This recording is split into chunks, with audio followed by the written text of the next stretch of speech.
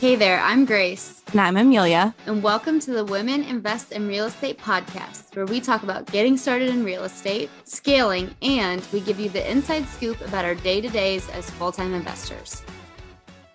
Interested in learning how to double your cash flow without the headache of turning your property into a hospitality-based short-term rental? Introducing Midterm Rentals. Register for our self-guided Midterm Rental Profit Academy course, where we walk you through step-by-step how to identify, analyze, furnish, market, and self-manage a midterm rental. Sign up at womeninvestinrealestate.com/MTR Profit Academy and use code PODCAST for $50 off today. Welcome back, everybody. Today, we're going to talk about the first 3 steps to getting started in midterm rentals. We're super excited because we got started actually not too long ago, so it's pretty fresh. Yeah, I think my journey with midterm rentals actually started right around a year ago now. Coming up on my 1-year anniversary, the steps that we're going to cover are also a free downloadable guide on our website. So if you head over to womeninvestinrealestate.com, you can sign up for this free download. Yes, and actually, Amelia, I've been meaning to ask you, who was the first person you saw do midterm rentals?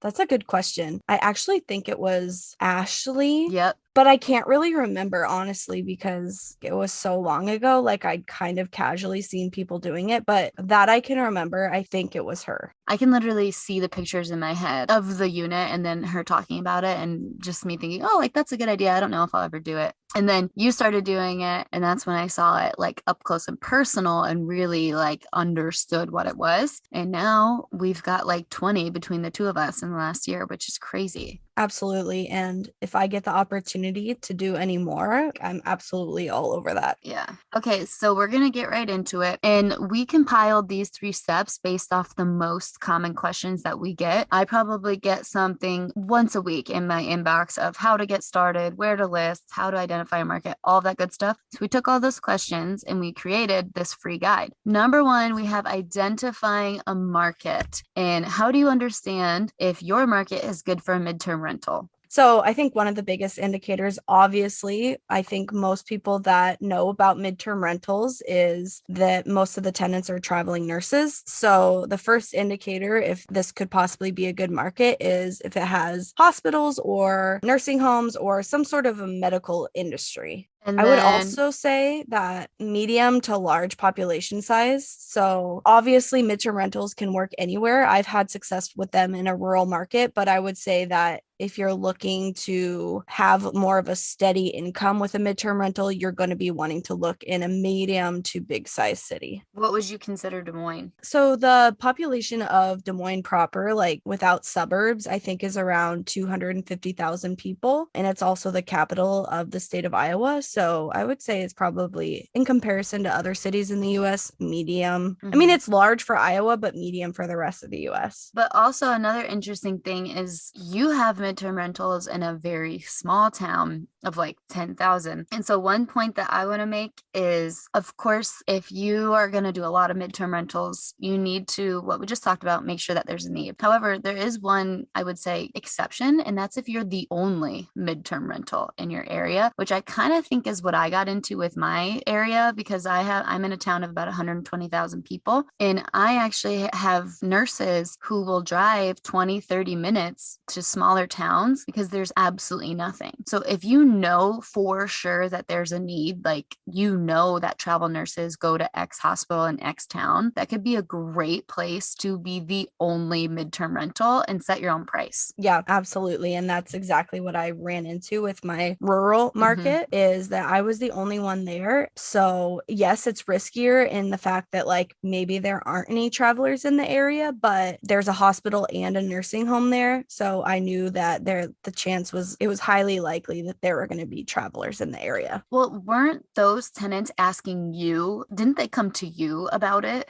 Yeah, so they did come to me about it because I wasn't aware that the town had travelers actually, but I have other long-term rentals in the town, and one of my long-term tenants had asked me if I had any furnished housing available because she knew some travelers at the nursing home that were looking for a place to live. So that's kind of how I stumbled into that. So the other thing about choosing the right market is it's really going to help in the way that you might be able to turn your midterm rental into a short-term rental if the opportunity is there, or maybe if midterm rental is slowing down. And of course, the bigger the city, the more amenities in that city, the easier that's going to be. Absolutely. And then I think one other identifier is if the city has a major airport. Mhm. I house traveling nurses, like everyone knows, but I also have requests from airline employees that are on contract for 3 to 6 months that are looking for a furnished place to live. And not only airline employees, but just if there's a large airport, that means people are traveling to and from the area. So you're probably going to have a bigger base of midterm rental tenants. Yeah, and lastly, if you want to look at city stats, you can actually go to furnishedfinder.com/stats, type in your city, and it will show you the searches that traveling professionals are making, how many people are searching for your city, and what they're looking for. So that can be super helpful if you are trying to figure out if your market would work. Absolutely. So that is what we are going to cover about identifying a market. So really it's about hospitals, other sorts of industries that are in the area, airports, and doing your research ahead of time to see if there's a need for Mhm. midterm rentals in your area. Go It's ahead, not Grace. rocket science. Like, No. it's just common sense. Do you think that there's a need for traveling professionals in your city? And what are the few obvious examples that would indicate that? And the other great thing is what you and I have done is we started with one, which is the most low risk way to do it. And we saw in person the demand come our way, which is what made us decide to do two, to do three, to do four, so on. And not only did we start with one, we started with one unit in a multifamily property. So Yep. we were diversified in that we still had long-term tenants in the other units. And then so we could be a little bit riskier with that one unit that we had converted. But yeah, like you said, it's not rocket science. Also, like you just have to realize that yes, there's going to be some unknowns. Like you're not going to be able to know for a fact Right. 100% if your midterm rental is going to be extremely successful. And that's with any sort of real estate investing. And then actually one last comment is somebody asked this once, like, hey, what Airbnb calculator should I be using to look at midterm rental potential? And you really don't need to do that because this is not Airbnb. This is not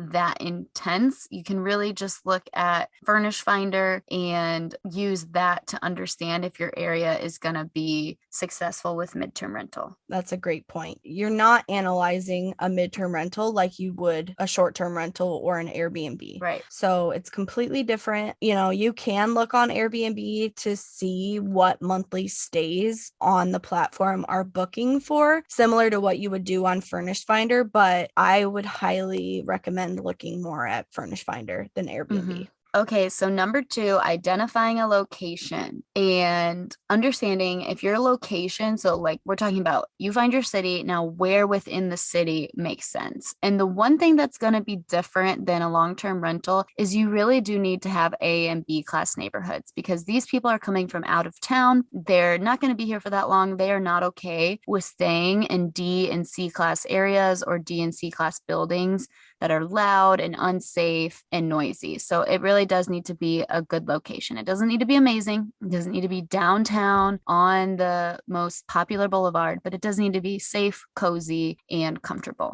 Yes, because many of these travelers are traveling alone. I would Mhm. say that over 50% of mine have been females. So they do want a very safe neighborhood and a quiet neighborhood at that. Actually, I was just thinking about this the other day. I think that 90% of my travelers have been female. I have rented, every male that I've rented to has always been with a female counterpart, as in husband and wife, girlfriend, boyfriend, except for one other renter, which is crazy. So it really does tend to be women who are traveling and they Yeah. definitely want a safe space. That's the number one question I get is what's the neighborhood like? Is it a safe neighborhood? I'm not from around here. So that's why you really need to make sure that they're going to like the area and they're going to feel safe. I think the other indicator of a good location is within 15 to 20 minutes driving distance of the facility that they're going to be working at, specifically if they are a traveling nurse or medical professional, just because a lot of them work on call. And so if they are called in, they have to work within 15 to 20 minutes of the hospital. Another point that you can think about is it close to public transportation? If it's in a bigger city, that's going to be key. And is it near restaurants and bars and just overall an area a traveler is going to enjoy on their days off? Absolutely. I would say like my 11 unit, which is where I have most of my midterm rentals, it's right outside of the downtown Des Moines area, but it's on the border of being a B and C class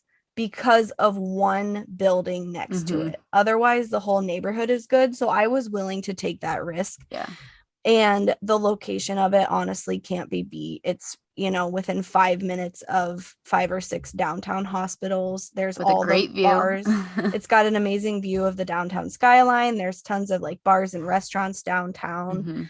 Obviously, these aren't hard and fast rules, but try to tick as many of these boxes as you can. Yeah, just think about it logically. And if I was going to be a traveler in Des Moines, I would love to stay in your 11 unit. I think it's a great location. But what you're saying about how there's one building next to yours, that's literally the exact same situation with my 8-plex. The 4-plex right next door is a little, I would say the tenants are like D, C class tenants. Besides those 4 multifamily buildings, so there's 4 4-plexes in a row. It's all super cute single family homes that are 50s, 60s, 70s styles homes, older people, really safe neighborhood, except for that building right next door. And every time I look at it, I literally just texted the owner last night and said, hey, pestering you again about, are you going to sell that to me? Because I want to flip both of those buildings into also midterm rentals. But just a side note there. So did he respond? No, he read it right away because he has his read receipts on and didn't reply. But I was thinking, so I noticed 2 of his units are empty and he just had an eviction the other day because all of their crap was in the front yard. And so I was like, ooh, he might be under some stress right now. This would be a great time to text him, but he didn't reply. That's okay. I think it's really just important. Like lots of people say, follow up, follow up, follow up. And right now, since our 8-plex is wrapping up, I'm really like putting the pedal to the metal. I'm going to probably text him like every 2 weeks until he sells it to me. I love it. That's great. Okay. Anyways, this is the biggest question that we both get asked. By far. It's, where do you list your midterm rental? So, Grace, do you want to give us the rundown? Yes. So if I had a list in only one spot, it would be Furnished Finder. This is a website that is targeted at traveling nurses. A lot of other traveling professionals also use this site, but it is literally specifically for midterm rentals.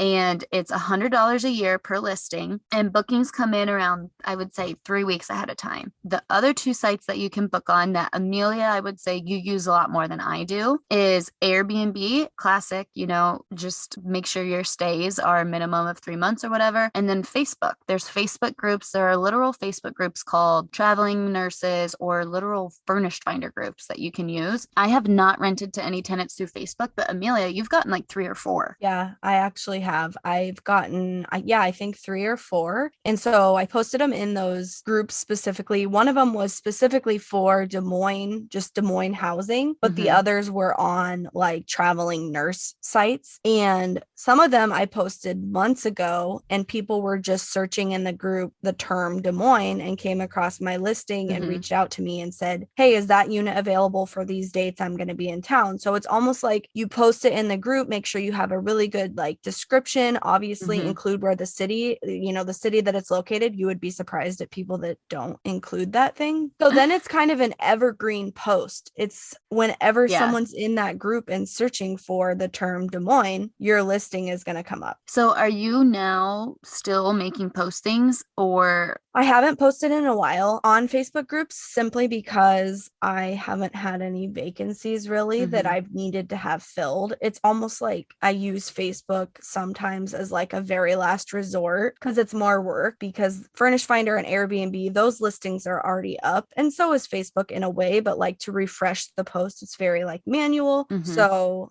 it's not my first form of like getting tenants. Yeah, so I haven't done any Facebook, that I actually think that's a good point. I might throw just like, hey, I have furnished rentals in my Cedar Rapids for rent groups, just so when people do search, they can find it. But I'm definitely not going to be like updating every time I have something. Yeah. I did finally go and put everything on Airbnb, and I've gotten a few requests on there. I actually had like a 10-day gap between two of my long terms. So I edited on Airbnb for someone to book it for those 10 days. And I got the exact booking, which I was pretty pumped about because that was another $600 in my That's pocket. awesome. Yeah, she's there right now. It's like literally my first like true short-term tenant. I have one traveler right now who's through Airbnb. She moved in a couple months ago. So that was technically like my first Airbnb guest. But this girl who's there for just 10 days is my first true like short-term stay. So that's been kind of interesting. That's definitely a learning curve. I don't know a ton about Airbnb, but it can be super helpful, especially if you do have those booking gaps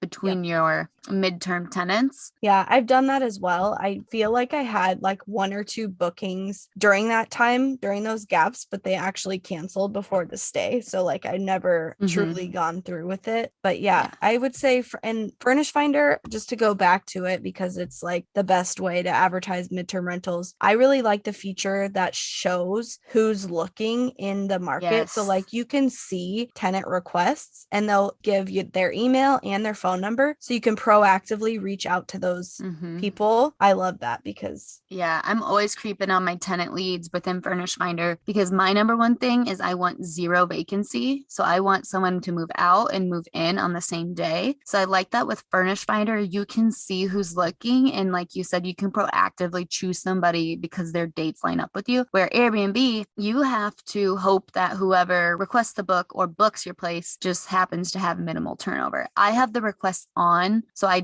actually do deny a lot of people because there's too big of a vacancy. But also I know a gal who I know a few people who book all of their midterm stays on Airbnb. One of them is Zosha Madden. I met her the other day and she was saying that she turned all of her midterm rentals to straight Airbnb because then she didn't have to worry about a deposit. She didn't have to worry about signing a lease. She didn't have to worry about insurance because Airbnb now has the air cover feature. So that was something I haven't thought about, and I might go that direction to eliminate some of those steps for my midterm rental tenants, but I haven't completely turned that direction. Yeah, and she does still advertise on Furnish Finder, but then once she gets a booking inquiry, she makes them go to the Airbnb website and book through Airbnb. Yeah. She's still utilizing Furnish Finder, just also utilizing Airbnb, which is such a smart idea. Yeah, it is smart. Yeah. And so right now I have all of my tenants apply through Furnish Finder, but I actually onboard them through my property management software, which is Tenant Cloud. So Furnish Finder, I think you might be able to rent actually through the app. I've never done that. It's like very bulky and kind of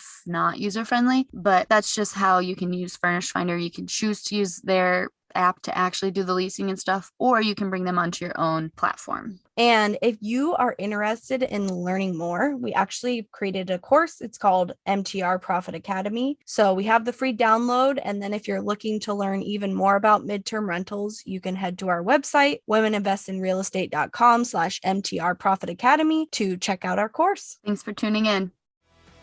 Thanks so much for tuning in. If you loved today's episode, please leave us a 5-star review wherever you listen to your podcasts. And don't forget to check us out and join our community at womeninvestinrealestate.com and follow us on Instagram at WIIRE with 2 eyes.community.